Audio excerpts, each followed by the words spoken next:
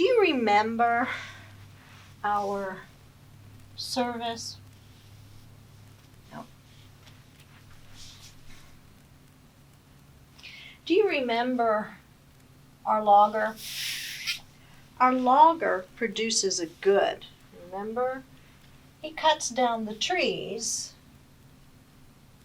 that are taken to the factory to make some pencils. So he's actually providing a good. When the logger cuts down the trees, they put it on the train to take down to the factory to make the pencils, which are the finished good.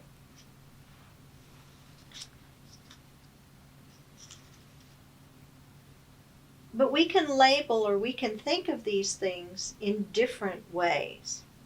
First of all, the logger is cutting down the trees. The trees are a natural resource. There's something that the earth provides for us. Now, when the logger cuts them down, the company will replant the area where the former trees were cut down, and they'll let them grow again. So it's a renewable resource, but it's still a natural resource. But when the company uses something to help produce the good, in this case the good is the pencil, they are using their capital resources. That means they have tools that they use, or something that they have designed to make the good. And the company is using its capital resource. But the logger is also a resource. He's a human resource because the trees aren't going to cut down themselves. And the logs aren't going to get on the train to go produce the goods unless we have a human resource. So it takes all three of these resources to produce a good. I want to read a story to you. It's the story of the little red hen. And when we finish the story, we're going to identify the different resources that were used. So this is the little red hen. It's a rebus story. In other words, it has some pictures to help you know what the words are. Once upon a time, a lamb, a cat, a duck, and a little red hen lived in an old barn, surrounded by fields of golden wheat. One day, the little red hen found some seeds scattered in the barnyard. "Look what I found," she said to the other animals. "Who will help me plant these seeds?" "Not I," said the lamb. "Not I," said the cat. "Not I," said the duck. "Then I'll do it myself," said the little red hen. And so she did. She knew that seeds needed water to grow tall and strong. "Who will help me water these seeds?" asked the little red hen. "Not I," said the lamb. "Not I," said the cat. "Not I," said the duck. "Then I'll do it myself," said the little red hen. And so she did. The little red hen watered the soil and waited for the wheat to grow. And when the wheat was tall and golden, she knew it was ready to be cut. "Who will help me harvest the wheat?" asked the little red hen. "Not I," said the lamb. "Not I," said the cat. "Not I," said the duck. "Then I'll do it myself," said the little red hen. And so she did. The little red hen basket was filled with wheat. "Who will help me take the wheat to the mill to be ground into flour?" asked the little red hen. "Not I," said the lamb. "Not I," said the cat. "Not I," said the duck. "Then I will do it myself," said the little red hen. And so she did. The kind miller ground the wheat into flour, and the little red hen carried it home in a rough brown sack. "Who will help me make the flour into bread?" asked the little red hen. "Not I," said the lamb. "Not I," said the cat. "Not I," said the duck. "Then I'll do it myself," said the little red hen. And so she did. The little red hen mixed the flour into sticky dough and made it into a smooth loaf. "Who will help me put this dough into the oven to bake?" asked the little red hen. "Not I," said the lamb. "Not I," said the cat. "Not I," said the duck. "Then I will do it myself," said the little red hen. And so she did. The little red hen took the warm bread out of the oven and set it on the table. "Who will help me eat this fresh, tasty loaf?" asked the little hen. "I will," said the goat. "I will," said the lamb. "I will," said the cat. "I will," said the duck. "No, you will not," said the little red hen. "You didn't help me plant it, or water it, or harvest it, or mill it, or bake it. I shall eat it myself." And so she did. "Oh, me!" said the lamb. "Oh, my!" said the cat. "Oh, me! Oh, my!" said the duck.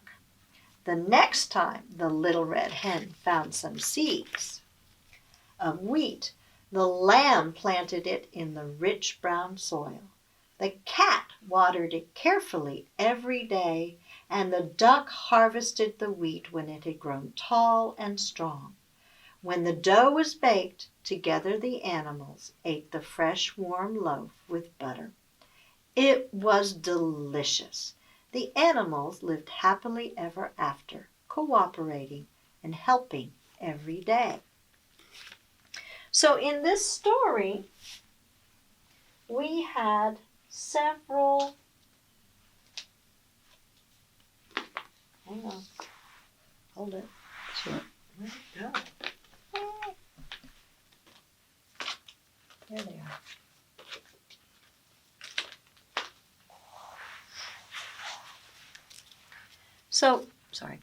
So in this story, we had several resources. We had some natural resources. Now remember, what are the natural resources? Things that can grow or that are a part of our earth. We have capital resources. Capital resources are resources that a company used to help to make the good. And we have human resources. And human resources are the people that use the capital resources to make the good. Now, I know that the animals in this story are not people. And yes, it is a work of fiction. But we're going to say that the organisms that did the work are going to be our human resources. So let's take a look at our pictures and let's decide whether these pictures are natural resources, human resources, or capital resources. So what do we have? Natural resource. Which one of these is a natural resource? Well, in this story, the wheat was a natural resource. It grew. What were some of the capital resources that were used to help take the natural resource? Well, let's see. Well, water was used, right? And the oven was used. And a basket was used. That's a tool. And the table was used.